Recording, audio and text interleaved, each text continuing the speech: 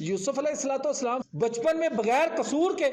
صرف حسد کی وجہ سے کہ باپ اس سے زیادہ محبت کرتا ہے ہمیں اہمیت نہیں دیتا، انہوں نے پہلے تو قتل کرنے کی کوشش کی،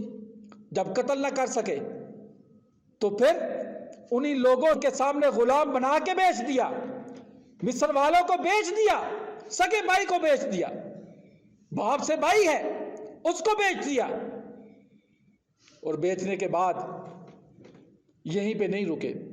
یوسف علیہ السلام وہاں پہ کتنی تکلیفیں برداشت کی، کتنے فتنے آئے،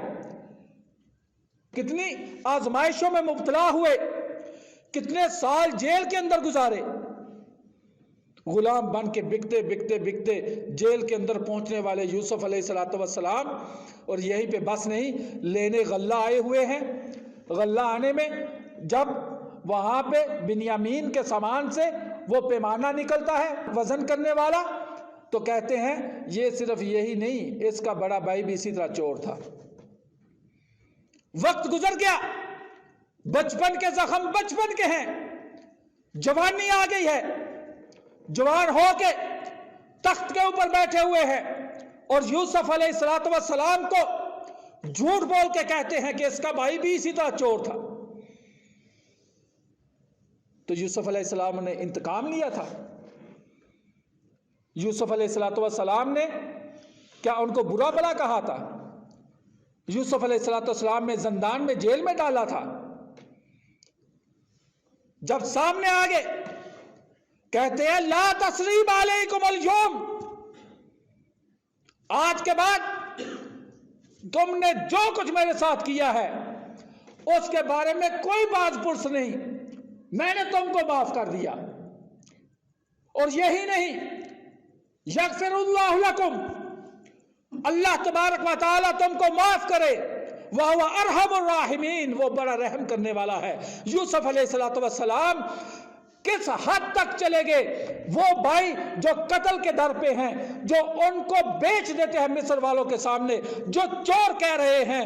ان کے سامنے یوسف علیہ السلام یہ بات کہہ رہے ہیں، جوانی گزر گئی، بڑھاپے کے قریب پہنچ رہے ہیں، بچپن سے جوانی تک باپ سے جدائی کا درد اور غم برداشت کیا ہے، ماں سے جدائی برداشت کی ہے، بھائی سے اور ان بھائیوں سے بھی جدائی برداشت کی ہے، کنبے قبیلے سے دور کر دیے گئے ہیں، اور یوسف علیہ السلام کہہ رہے ہیں لا تثریب علیکم اليوم، نہ صرف یہ کہ آج کے بعد تم سے کوئی باز پرس نہیں، میں نے معاف کر دیا، بلکہ اللہ سے دعا کر رہے ہیں اللہ میرے بھائیوں کو معاف کر دینا، میرے بھائیوں کو معاف کر دینا۔ اور یہاں پہ بھی نہیں رکے، ساری زندگی ان کو اس شرمندگی سے بچانے کے لیے کیسے ہی عظیم الفاظ کہہ دیے، وَجَاءَ بِكُم مِّنَ الْبَدْوِ مِن بَعْدِ أَن نَزَغَ الشَّيْطَانُ بَيْنِي وَبَيْنَ إِخْوَتِي،